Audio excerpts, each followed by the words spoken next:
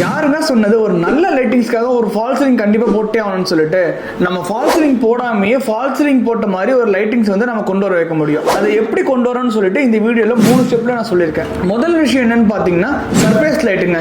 இது பாத்தீங்கன்னா ஒரு ஓப்பன் பாடி ஃபிட்டிங்ல இருக்கும். டைரக்டாவே சீலிங் மூலமா ஃபிக்ஸ் பண்ணிக்க முடியும். இது வந்து நீங்க ஃபால் சீலிங் லைட் போட்டிருக்க மாதிரியே வந்து உங்களுக்கு ஃபீல் கொடுக்கும்.